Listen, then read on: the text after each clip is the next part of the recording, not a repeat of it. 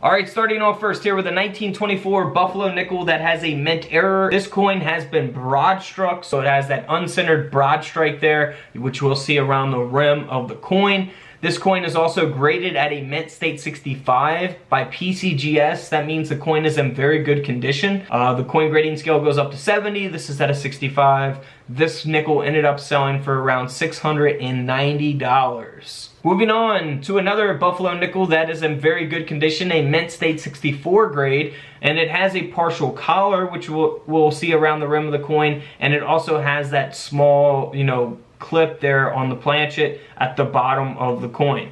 So this coin ended up selling for $345. Now this next coin here sold for over $380. However, it's not in good condition at all. It's very worn down. It's just very low on the coin grading scale, only graded at a good 4. So you go from 1 to 70, 70 being the best. This is at a 4.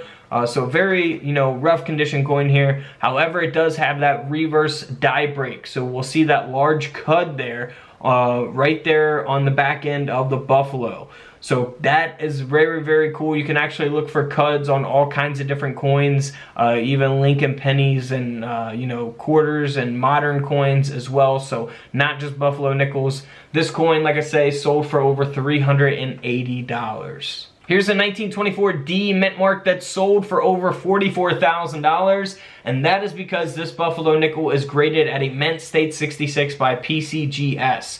So if there's not many of these from 1924 with the D mint mark, by the way, the D mint mark will be there on the reverse of the coin at the bottom below the words 5 cents. If there's not many of these out there at a mint state 66 or higher, then that's what gives it the value. To have a coin like this at this grade is going to be rare. So that's why it sold for $44,000. Again, if we compare that here to a 1924 D mint mark that is only graded at a fine 15, this coin only sold for around 35 bucks. So you go from 44,000 to 35 bucks, all because of the condition of the coin. Here is a 1924 Buffalo nickel that has been double struck and rotated in collar there. Of course, you see that very obvious type of mint error here. You can look for double strikes on all kinds of different coins as well. So the coin design has been struck twice and that design rotated. Alright, so this coin ended up selling for over $2,200. Here's another example of a high-graded Buffalo nickel. However, this is the no mint mark, so it's not going to have a mint mark at all on the reverse. It's graded at a mint state 67, and that's why the coin sold for $16,000, because of that grade. Now, this is a 1924 D mint mark again. It's not got the best grade, extra fine 40, so graded by Annex here. It does have an obverse lamination. You can look for laminations on all kinds of different coins. Some of them can be valuable, some not so valuable. You'll actually see the planchet crack through the feathers there, that lamination taking place on the left side of the coin. This Jefferson nickel sold for around $60.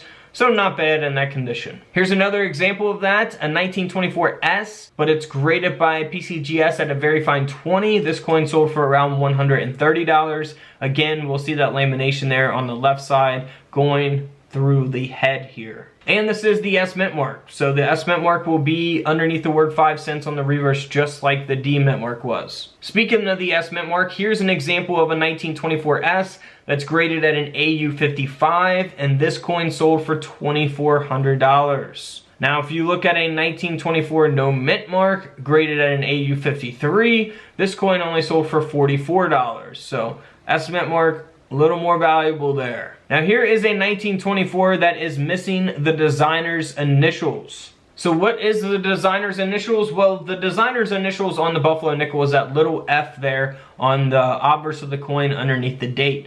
This coin is missing the designer's initials, and it's graded at an AU 58. This coin ended up selling for a little over $90 in that condition. Now here is the 1924 no mint mark that was struck off center. So to have a coin like this struck off center, pretty rare. This coin sold for over $630 in this condition at an XF40 grade. Now here's a 1924, did I say Jefferson nickel?